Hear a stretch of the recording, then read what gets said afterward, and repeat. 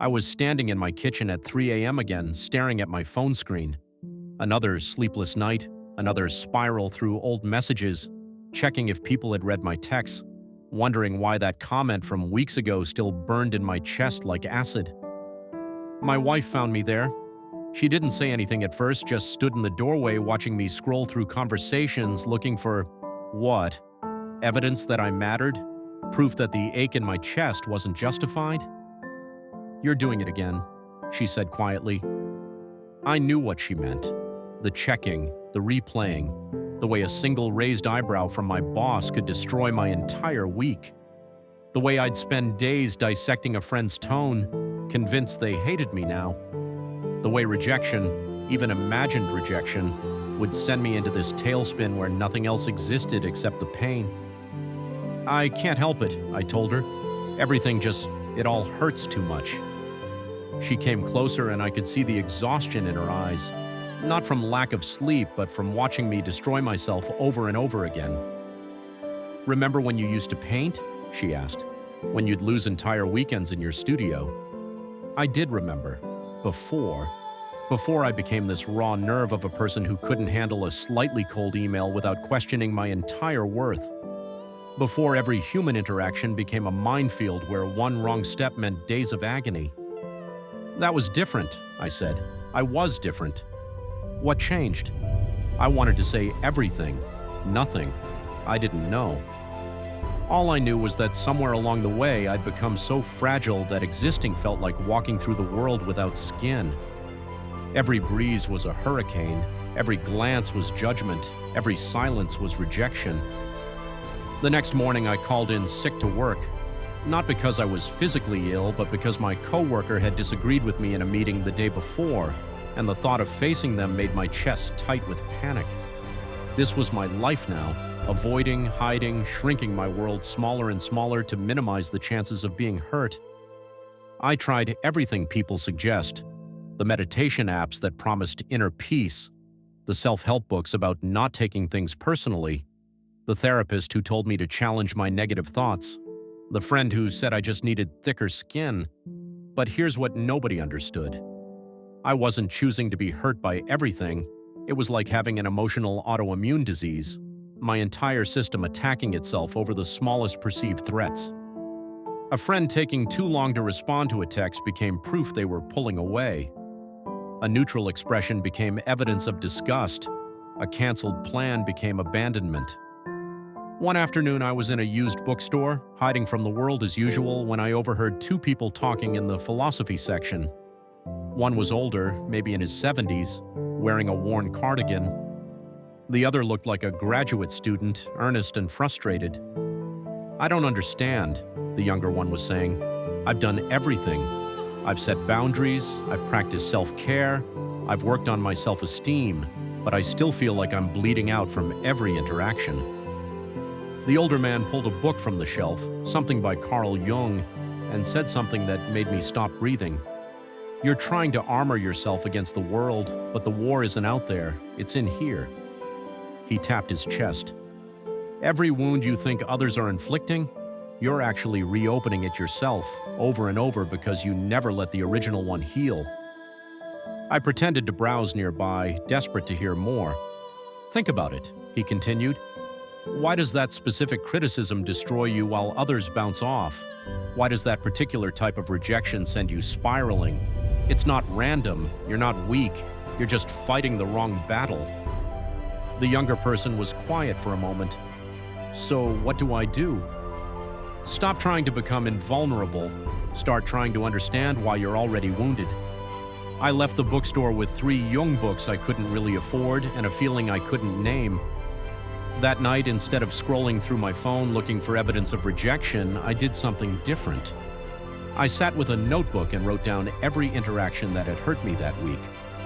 Then I looked for patterns. The criticism from my boss that destroyed me? It wasn't about the work quality, it was about not being thorough enough. The friend whose distant response sent me spiraling, they'd been distracted, not fully present.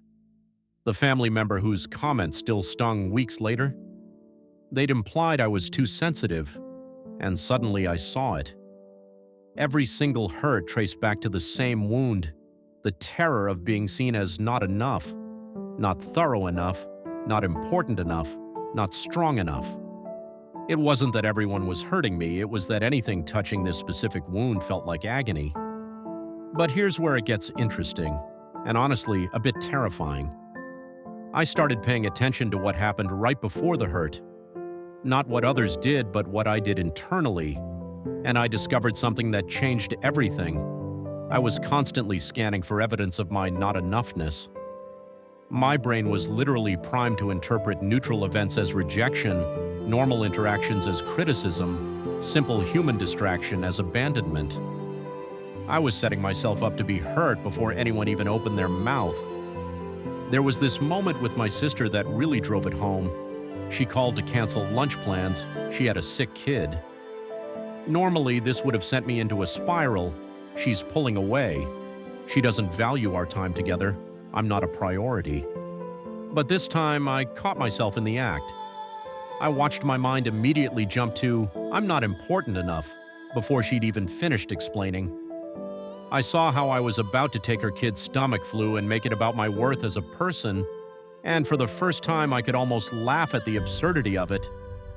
The thing is, once you see the mechanism, you can't unsee it. I started noticing how I'd walk into conversations already defended against attacks that weren't coming. How I'd interpret every pause as judgment, every change of plans as personal rejection. How I was essentially living my entire life through this filter of, how does this prove I'm not enough?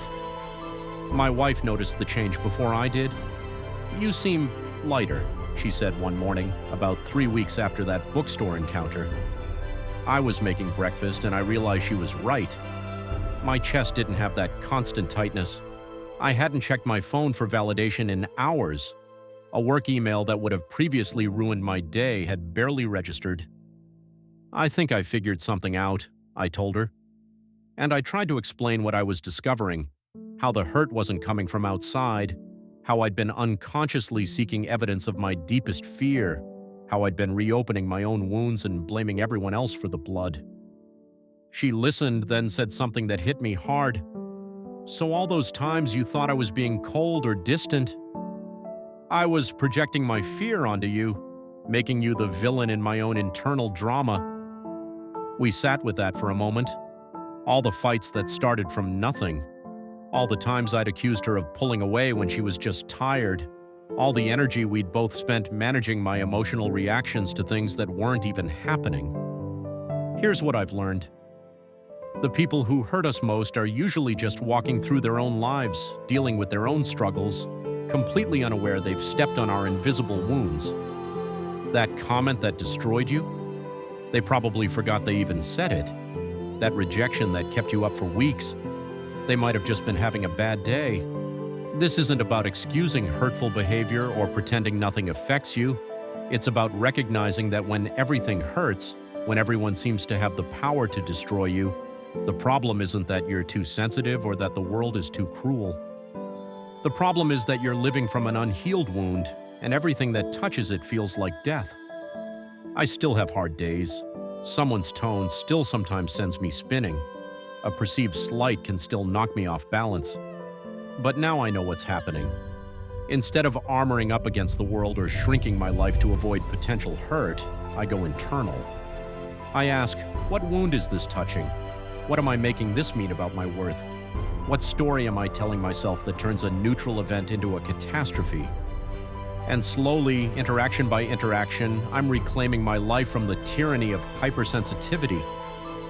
My studio. I'm painting again. Terrible paintings at first. I was so rusty. But I'm creating instead of defending. I'm living instead of just surviving other people's existence. Last week, a colleague criticized a project I'd worked on for months. The old me would have been destroyed for days, maybe weeks. But I felt the initial sting, recognized it trying to attach to my not enough wound, and chose differently. I listened to the actual feedback, some valid points, some I disagreed with, without making it mean anything about my fundamental worth as a human being. That night I actually slept through till morning. If you recognize yourself in this story, if you're exhausted from being hurt by everything and everyone, I need you to understand something. You're not broken, you're not too sensitive, you're not weak.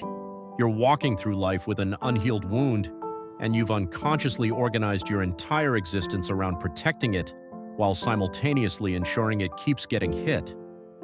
You're scanning for danger that confirms your deepest fear about yourself and finding it everywhere because that's what our brains do. They find what we're looking for. The solution isn't becoming harder or caring less or building better boundaries, though those might help. The solution is understanding what specific wound you're carrying and how you're unconsciously keeping it fresh.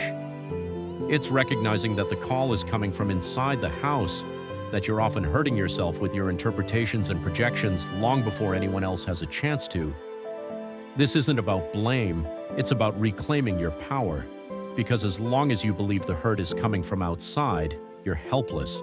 You're at the mercy of everyone else's moods, words, and actions. But once you understand that you're the one reopening the wound, you're also the one who can let it finally heal. It takes time. It takes patience with yourself. It takes catching yourself in the act over and over again until it becomes second nature. But imagine a life where a critical comment is just feedback, where a friend's bad mood is just their bad mood, where rejection doesn't mean you're worthless, it just means something didn't work out. Imagine having your life back. That's what's waiting on the other side of this understanding. Not invulnerability, that's a myth, but clarity, peace, the ability to feel appropriate pain for actual wounds instead of phantom pain from old ones. The ability to exist in the world without feeling like you're walking through a battlefield. You deserve that. We all do.